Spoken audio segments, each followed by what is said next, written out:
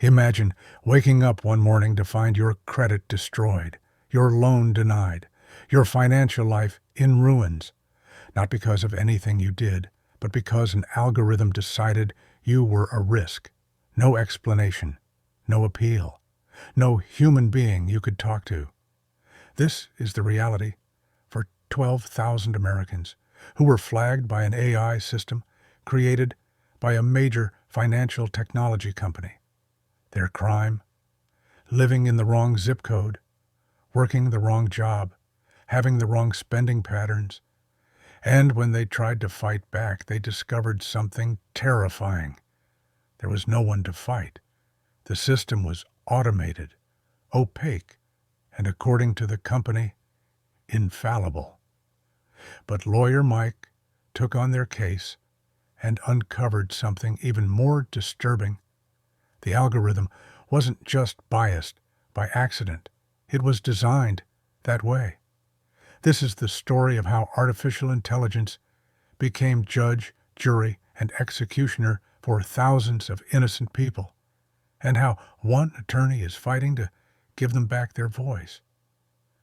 Before we jump back in, tell us where you're tuning in from, and if this story touches you, make sure you're subscribed, because tomorrow I've saved something extra special for you. The conference room was quiet except for the hum of the recording equipment. Across the table sat Mike, a lawyer whose recent cases had begun attracting national attention. He looked tired, the kind of exhaustion that comes from fighting battles most people don't even know are being waged. So, Mike, let's start at the beginning. When did you first hear about what was happening to these people? Mike leaned back in his chair, his expression darkening at the memory. March of last year, a woman named Zoe Lewis walked into my office. She was in her mid-30s, worked as a nurse at a community hospital, never missed a bill payment in her life. She told me her car loan application had been rejected, not just rejected, but flagged in a way that meant every other financial institution was now treating her like a criminal. What do you mean, flagged? The company that denied her, a fintech called ClearPath Financial, had placed what they call a high-risk indicator on her credit profile. It's like a scarlet letter in the financial world. Once you have it, banks won't touch you. Credit card companies deny you. Even apartment applications get rejected. And here's the thing, Zoe had no idea why. Her credit score was good. She had stable employment. She'd done everything right. The interviewer shifted forward. So, what did you do? I requested her full credit report and all communications from ClearPath. What I got back was basically nothing. A single-page letter saying her application had been evaluated by our advanced risk assessment system and deemed unsuitable. No specific reasons, no data points, no human signature, just a decision handed down from an algorithm. That must have been frustrating. Mike's jaw tightened.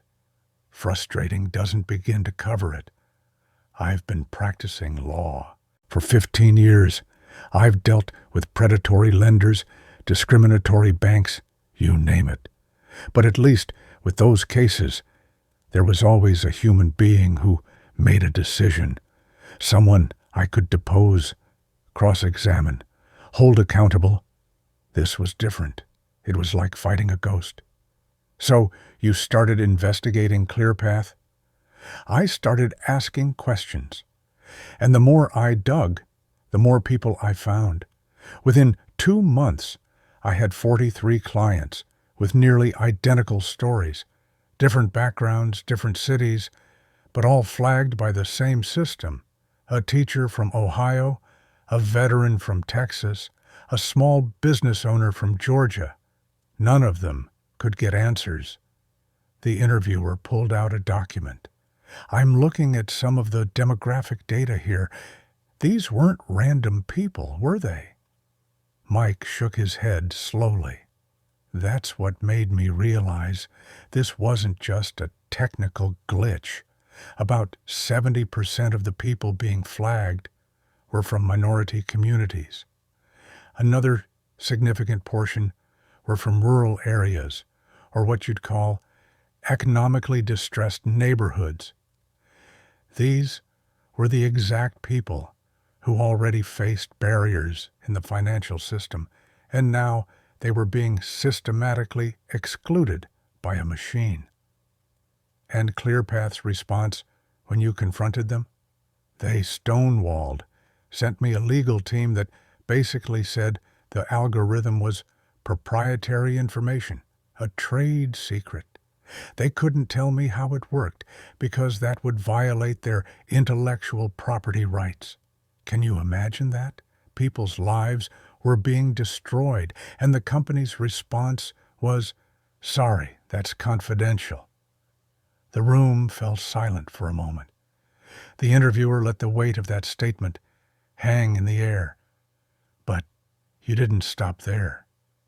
I couldn't, because by that point, I'd found something else.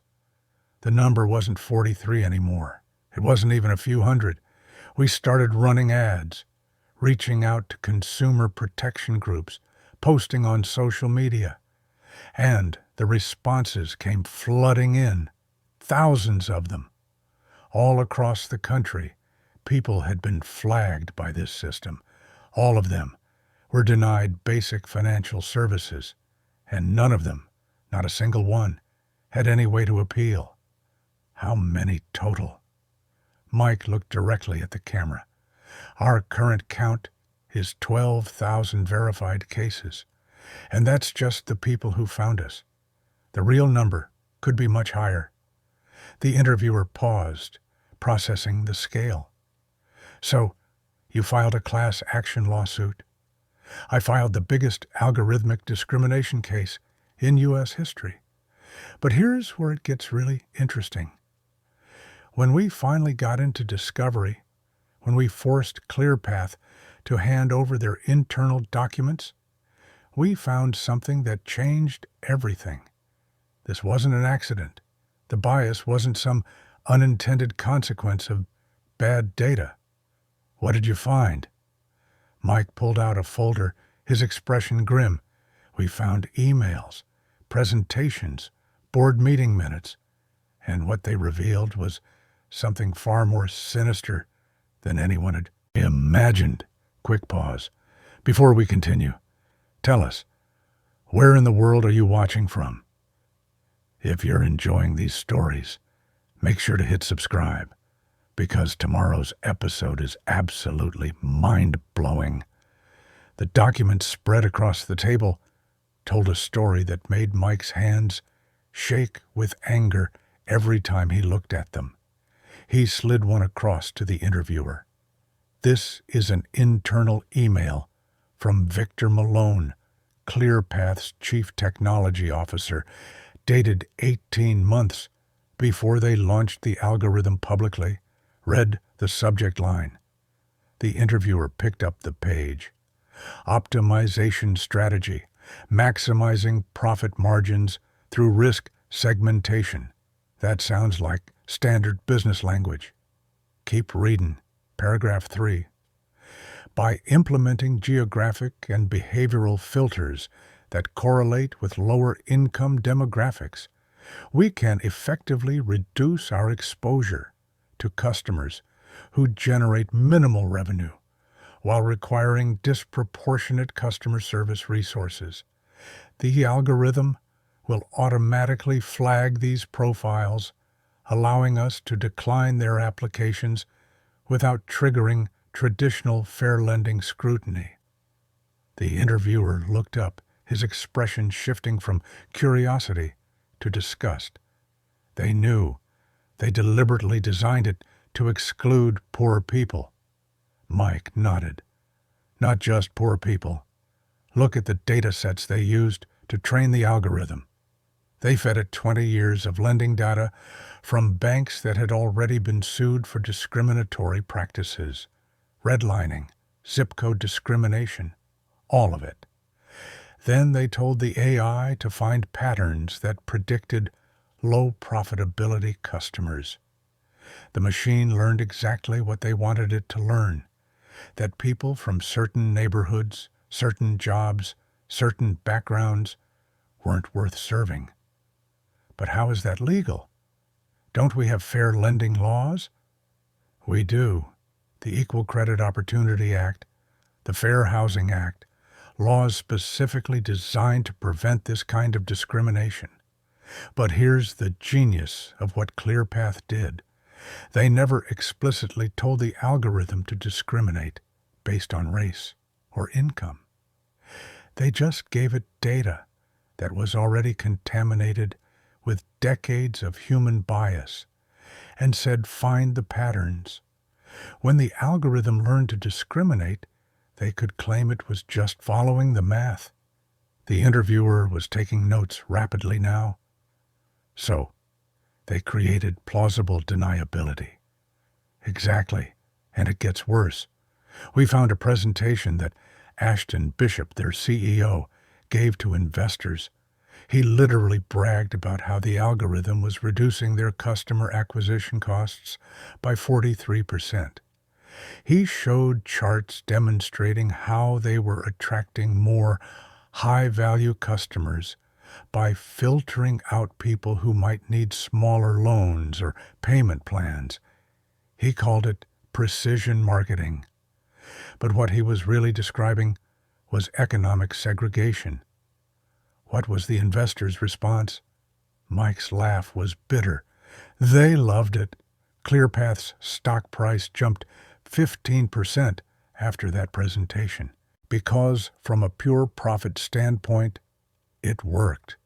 If you're only measuring success by quarterly returns, then systematically excluding people who might need actual customer service, who might struggle with payments, who might cost you money in the short term, that looks like brilliant strategy. But these were real people? Real people like Jeremy Walters, a father of 3 who couldn't get a loan to fix his roof after a storm damaged his house. Real people like Kendall Harper, who lost a job opportunity because the background check company used ClearPath's risk score. Real people like Cooper Ellis, a veteran who was denied a small business loan even though he had the full amount in collateral. The interviewer flipped through his notes. I see here that you were able to demonstrate actual harm in court. Walk me through some of these cases. Mike pulled out another file. Zoe Lewis, our first client, lost her apartment because she couldn't pass the credit check for a new lease. She ended up living with her sister in a 1-bedroom apartment, commuting 2 hours each way to work. Jeremy Walters had to put a tarp on his roof for 8 months while he saved up cash for repairs because no one would give him a home equity line. His kids were sleeping in a room with mold growing on the walls. Did any of them try to appeal directly to ClearPath? All of them tried. You want to know what the appeal process was? An online form that fed into the same algorithm that flagged them in the first place. It wasn't a human review. It was the machine checking its own work, and shockingly, it never found itself wrong. The interviewer's voice rose slightly. That can't be legal. That's what we argued. But ClearPath's lawyers had a response ready. They said the algorithm was constantly learning and updating, which meant it was technically reviewing new information every time someone submitted an appeal. They claimed that constituted a meaningful review process. But it was the same biased system making the same biased decision. Mike pointed at him. Exactly. And that's what made this case so important, because ClearPath isn't the only company doing this. There are dozens of fintech companies, insurance providers, hiring platforms, all using similar AI systems. If we couldn't stop this, if we couldn't establish that algorithmic discrimination is still discrimination, even when there's no human making the decision, then we were looking at a future where millions of people could be excluded from society by machines they couldn't even question. The interviewer sat back. So, what happened when you presented all this evidence in court? Mike's expression shifted, and for the first time, something that might have been satisfaction crossed his face. That's when things got really interesting, because ClearPath made a critical mistake. The atmosphere in the room had shifted. What started as an interview was becoming something more like a thriller, each revelation pulling back another layer of corporate deception. The interviewer leaned forward, sensing they were approaching the heart of the story. What mistake did ClearPath make? A slight smile crossed Mike's face, the kind that comes from finally catching an opponent in their own trap. They got arrogant. Their legal team was so confident in their technical defenses, so sure that hiding behind the complexity of AI would protect them, that they didn't properly scrub their internal communications. During discovery, we got access to their Slack channels, their email servers, everything, and buried in thousands of pages of corporate communication, we found the smoking gun, which was an email chain between Victor Malone and a data scientist named Reed Palmer. It was from the testing phase, about 6 months before launch. Palmer had run fairness audits on the algorithm and found that it was rejecting applicants from predominantly Black and Hispanic neighborhoods at rates 3 to 4 times higher than white neighborhoods with similar income levels. He flagged it as a major problem. The interviewer's pen stopped moving. And what did Malone say? Mike pulled out a printed email, placing it on the table like evidence in a trial. I'm going to read this verbatim because people need to hear it in their own words. Malone wrote, "The disparate impact is a feature, not a bug. Our target demographic is affluent professionals in growing markets. If the algorithm is filtering out low-margin segments, that means it's working as designed. Make sure the documentation focuses on the technical methodology. Don't use language that could be construed as demographic targeting." He told him to bury it. He told him to bury it and keep moving forward. And Palmer did. He revised his report, removed the fairness analysis, and focused entirely on the algorithm's predictive accuracy, which, by the way, was impressive if your only goal was predicting profitability. The algorithm was very good at identifying people who would generate revenue for ClearPath. It just did so by systematically excluding everyone else. The interviewer shook his head slowly, the weight of institutional betrayal settling over the conversation. How did Palmer justify that to himself? I actually got to depose him. You want to know what he said? He told me that he was just a data scientist, not a policy maker, that his job was to build what the executives asked for. He said he assumed the legal team had reviewed everything for compliance. It was the same excuse you hear in every corporate scandal, just pass the responsibility up the chain until it disappears into a boardroom where decisions get made behind closed doors. But this email proved intent. It proved that ClearPath knew their algorithm was discriminatory and deployed it anyway. That's the difference between negligence and willful violation of civil rights law.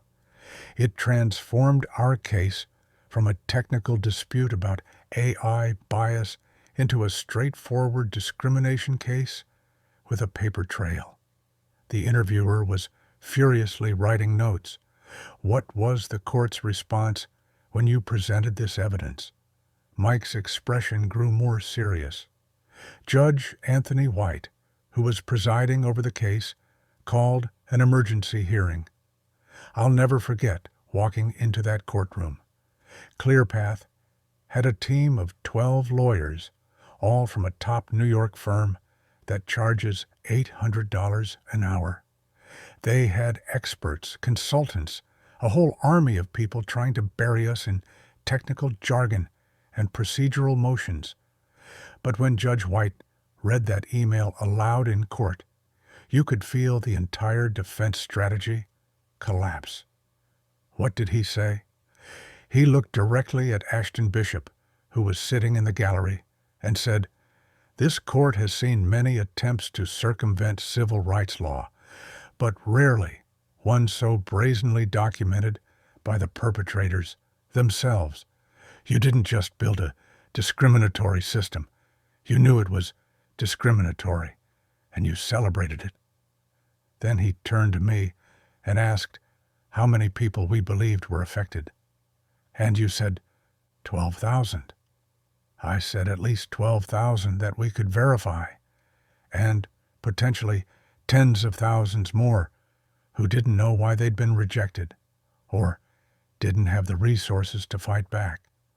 I told him that this wasn't just about ClearPath. This was about establishing a precedent for how we treat algorithmic discrimination in the 21st century. Because if we let companies hide behind complexity, if we accept the algorithm did it as a valid defense, then we're essentially creating a new form of discrimination that's immune to civil rights law. The interviewer paused, letting the implications sink in. What happened next? Judge White did something extraordinary. He granted our motion for class certification on the spot. He said that the 12,000 verified victims constituted one of the largest algorithmic discrimination cases in American history, and that it raised fundamental questions about corporate accountability in the age of AI. He also did something else that caught everyone off guard. What? He ordered ClearPath to immediately suspend their algorithm and manually review every single application that had been rejected in the past 3 years. Every single one. We're talking about potentially hundreds of thousands of cases. The interviewer's eyebrows shot up. That must have cost them a fortune. It cost them everything. Their entire business model was built on automation, on processing applications cheaply and quickly, using AI. Forcing them to do manual human reviews meant hiring hundreds of staff, training them, dedicating resources they'd spent years trying to eliminate. Their stock price dropped 32% in a single day. Investors started jumping ship. The board called emergency meetings. They must have appealed. Mike nodded. Oh, they appealed. They threw everything they had at overturning Judge White's order. They argued it would bankrupt the company. They said it was technologically impossible to review that many cases. They even claimed it violated their First Amendment rights because the algorithm was a form of corporate speech. That's absurd. That's desperation. But here's what they didn't count on. The story had gone public. Major news outlets picked it up. Suddenly, ClearPath wasn't just fighting me in court. They were fighting public opinion. Consumer advocacy groups were calling for investigations. Members of Congress were demanding hearings. Other victims were coming forward, not just from ClearPath, but from competitors using similar systems. The interviewer leaned back, processing the scale of what had unfolded. So, this became bigger than just your case. Mike's eyes held a fierce determination. It became a referendum on whether we're going to let algorithms make life-altering decisions about people without any accountability. And that's when things took a turn that none of us saw coming. The recording equipment hummed steadily as Mike gathered his thoughts. What came next in the story clearly still affected him, the memory of those days etched deeply in his expression. So, ClearPath was facing public backlash, a court order they couldn't overturn, and a stock price in freefall. Most companies in that position would try to settle quietly, make the problem go away. But ClearPath did something I've never seen in my entire career. What did they do? Mike pulled out another document, this one marked with sticky notes and highlighted sections. They went on the offensive. Ashton Bishop, their CEO, scheduled a press conference. No warning, no coordination with their legal team that we could tell. He just stood up in front of cameras and claimed that our lawsuit was an attack on innovation itself. That's a bold strategy. Bold or reckless, I'm still not sure which. Bishop gave this whole speech about how ClearPath was being persecuted for using cutting-edge technology to make lending more efficient and accessible. He said that our lawsuit would set back financial innovation by decades and hurt the very people we claim to be helping by making credit more expensive and harder to obtain. The interviewer frowned. That's quite a spin on systematically discriminating against 12,000 people. It gets better. He brought out their chief data officer, a woman named Luna Stevens, and she gave a presentation filled with charts and statistics, claiming that their algorithm actually expanded access to credit.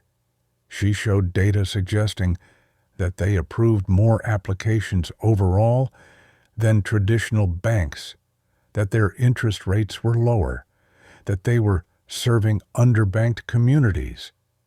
Was any of that true? Mike's expression hardened. That's the insidious thing about statistics. You can make data say almost anything if you frame it correctly. Yes, ClearPath approved a lot of applications, but they approved them from people who already had good credit, stable incomes, and lived in affluent areas. They were cherry-picking the lowest-risk customers and claiming they were democratizing finance. Meanwhile, the 12,000 people they rejected, the ones from neighborhoods that traditional banks had already abandoned, they just became invisible in the aggregate numbers. How did you respond? We held our own press conference 3 days later. I brought Zoe Lewis, Jeremy Walters, and Cooper Ellis with me, real people with real stories. Zoe talked about losing her apartment.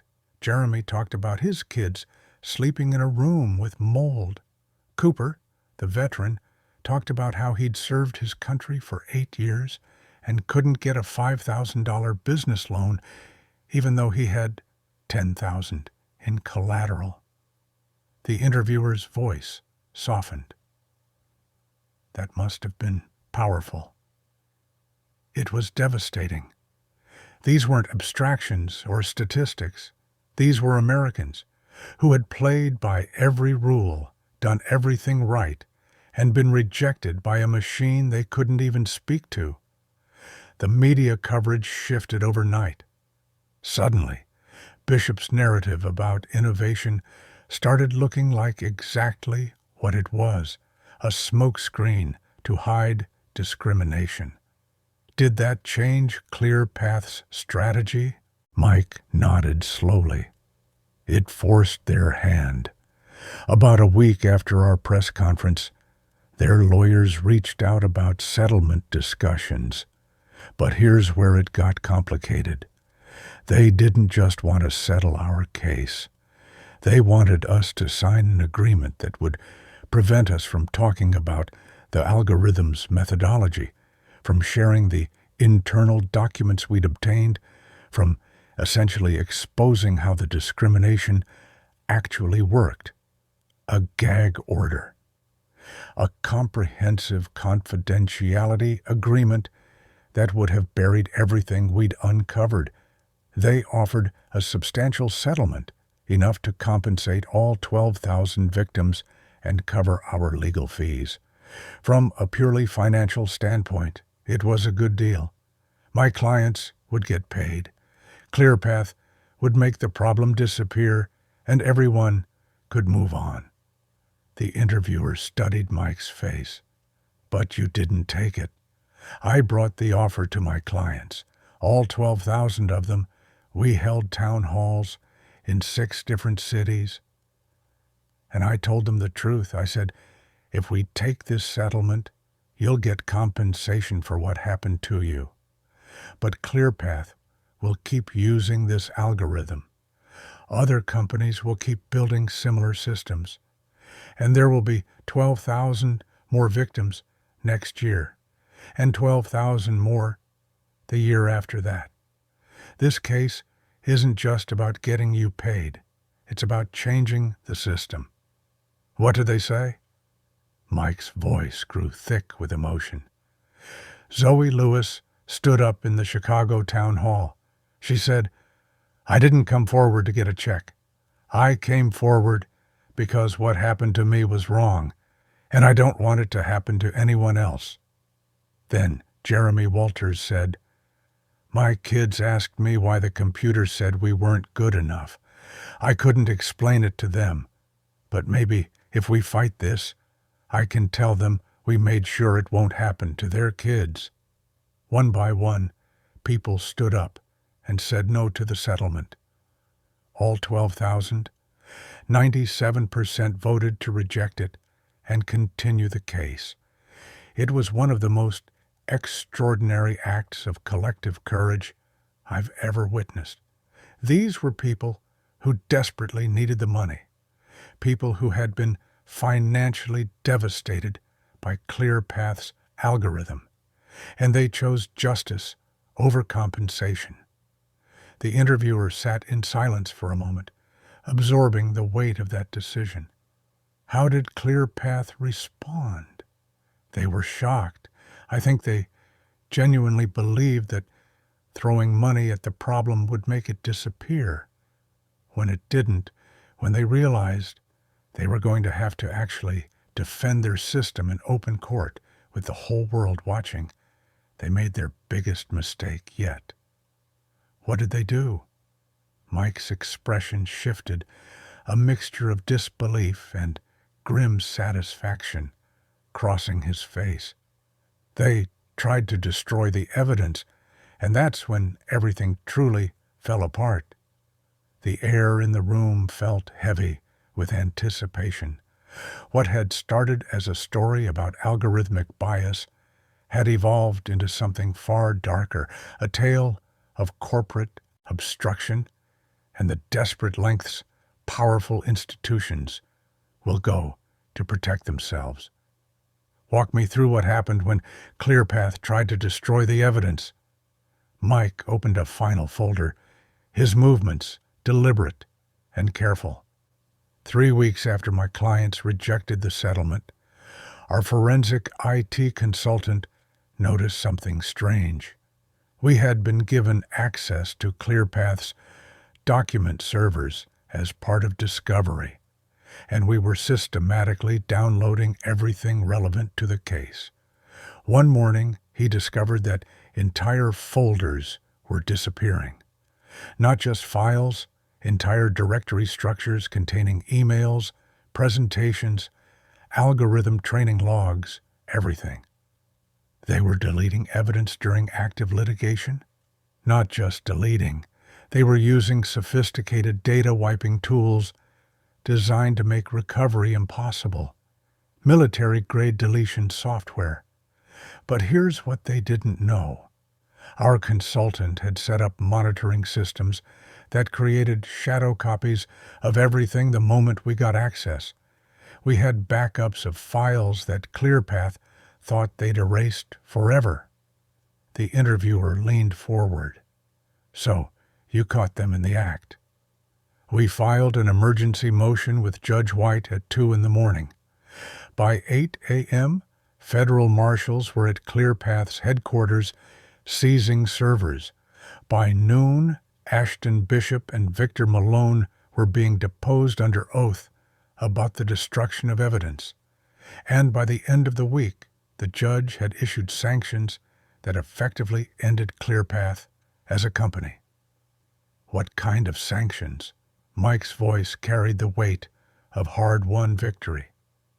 Judge White ruled that because ClearPath had destroyed evidence, the court would assume that evidence contained proof of intentional discrimination.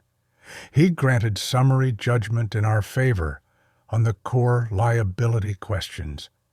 The only thing left to determine was damages.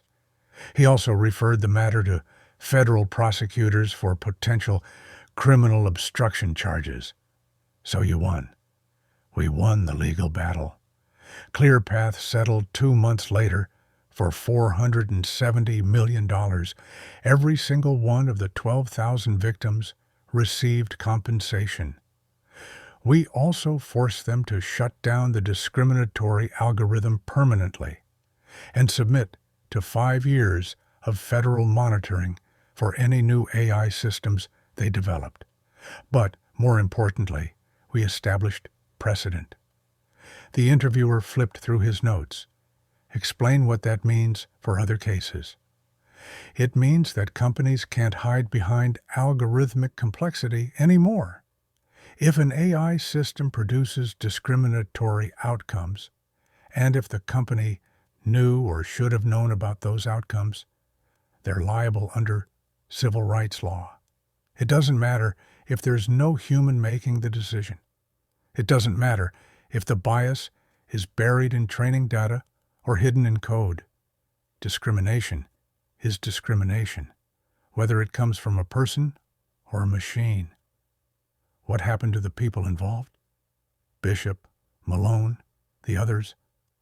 Ashton Bishop resigned the day after the settlement was announced. Victor Malone was fired and is currently facing federal charges for obstruction of justice. Reed Palmer, the data scientist who buried the fairness audit, cooperated with prosecutors and received immunity. He now works as a consultant, helping companies audit their AI systems for bias. Zoe Lewis got her credit restored and bought a house. Jeremy Walters fixed his roof and started a nonprofit helping other algorithmic discrimination victims. Cooper Ellis got his business loan and opened a successful coffee shop. The interviewer set down his pen, the conclusion of the story settling over both of them. So, this really was about giving voice to the voiceless. Mike nodded, his expression serious but satisfied. 12,000 people were told by a machine that they didn't matter, that they weren't worth serving, that they could be discarded without explanation or appeal. And they fought back. They chose principle over payment. They chose justice over convenience.